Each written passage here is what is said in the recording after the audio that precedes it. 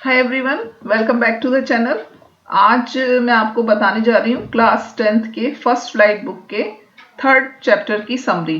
Third chapter 2 parts में। Third chapter का नाम है 2 स्टोरीज अबाउट फ्लाइंग और इसमें 2 पार्ट हैं। एक तो है हिज फर्स्ट फ्लाइट जिसके राइटर हैं लियाम ओ फ्लर्टी और सेकंड है ब्लैक एरोप्लेन जिसके राइटर हैं फ्रेडरिक फोर्सेथ। ये राइटर्स के नाम और लेसन के नाम आपको ध्यान होने चाहिए, अच्छे से याद होने चाहिए। तो आज मैं आपको फर्स्ट जो पार्ट है हिज फर्स्ट फ्लाइट उसकी समरी बताने जा रही हूँ।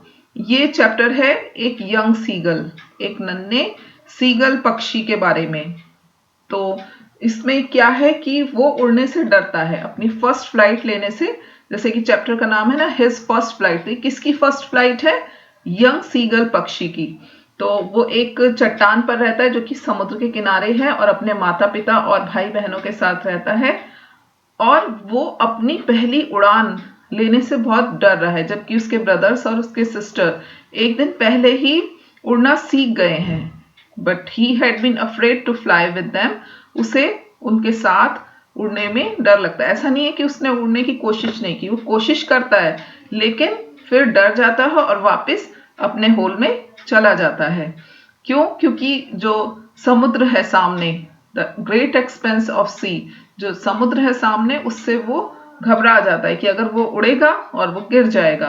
तो इसलिए वो अपनी पहली उड़ान करने के लिए अपना करेज नहीं जुटा पा रहा है, जबकि उसके भाई और उसकी छोटी बहन जिनके पंख उससे बहुत छोटे हैं वो उड़ना सीख गए हैं, है ना। लेकिन he failed to muster up the courage to take that plunge.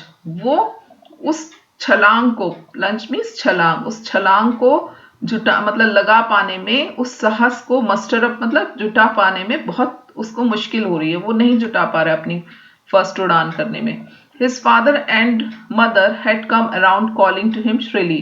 उसके मम्मी पापा जो उसके पक्षी हैं, मम्मी पापा, वो उसको बहुत अपब्रीडिंग मतलब उसको डांटते भी हैं, थ्रेटनिंग, उसको धमकी भी देते हैं कि वो उड़ना सीखे। But for the life of him he could not move. लेकिन अपने जीवन के लिए वो मतलब हिलता नहीं है, मतलब उड़ता नहीं है। और that was 24 hours ago, since then nobody had come। और उससे नाराज होकर 24 घंटे से उसके पास कोई भी नहीं आया। The day before all day long, वो अपने मम्मी पापा को पूरे दिन उड़ता हुआ देखता है, अपने भाई बहनों को, है ना। लेकिन वो हिम्मत नहीं उड़ा पाता कि हिम्मत नहीं कर पाता कि वो अपनी पहली उड़ान भरे। और जब उसने देखा कि उसके बड़े भाई ने अपनी पहली हेरिंग फिश, हिल्सा मछली पकड़ ली है और वो उसको डिवोर मतलब निगल रहा है, ये देखकर भी वो हिम्मत नहीं जुटा पाता। और उसकी कायरता के लिए उसकी माँ उसको मतलब टॉन्ट मीन्स तंज भी कसती है, लेकिन फिर भी वो नहीं उड़ता।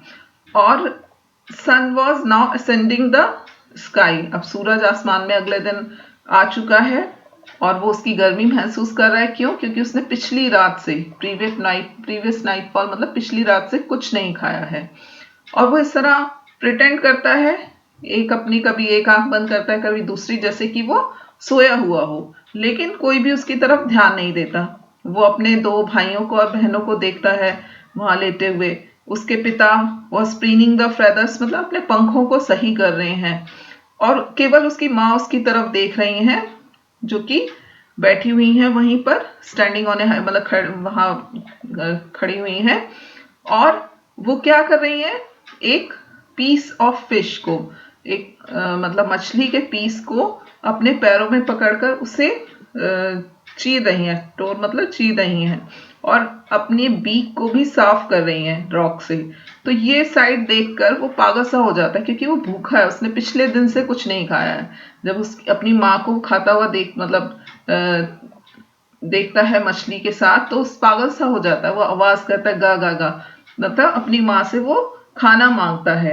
लेकिन उसकी माँ उसके पास, his mother had picked a piece of fish, तो इस तरीके से करती है जैसे उसके पास वो मछली का पीस लेकर आ रही हैं। वो उड़ती हैं, उसके पास आती हैं, लेकिन वापस मुड़ जाती हैं। और ये देखकर वो सोचता है कि माँ ने उसको क्यों नहीं दिया खाना, तो वो एक छलांग लगाता है और वो क्या होता है कि वो समुद्र की तरफ गिर जाता है।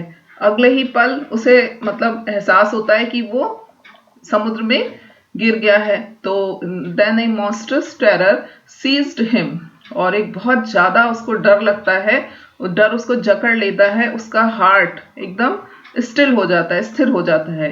ही कुड हियर नथिंग, उसे कुछ भी सुनाई नहीं देता। बट ये कुछ 1 मिनट के लिए ही होता है, but it only lasted a minute. और अगले ही पल वो अपने पंख फैला लेता है ना, और उड़ने लग जाता है। तो क्या बताया गया है, अगले ही पल जब वो उड़ता है तो उसके भाई बहन माँ बाप उसके साथ उड़ने लगते हैं, और इस तरीके से वो उड़ना सीख जाता है। और अब वो देखता है कि वो अच्छे से उड़ रहा है। तो ये कहानी क्या बताती है कि हम अगर किसी काम में सफल होना चाहते हैं तो हमें उस अपना पहला कदम उठाना ही पड़ेगा। उस पहले कदम को उठाने के लिए हमें करेज जुटाना ही पड़ेगा, तभी हमको सफलता मिल सकती है। तो this is the whole story of this lesson, first flight by Liam O'Flaherty. I hope कि आपको समझ में आई होगी। मिलते हैं नेक्स्ट स्टोरी में। Till then, good bye.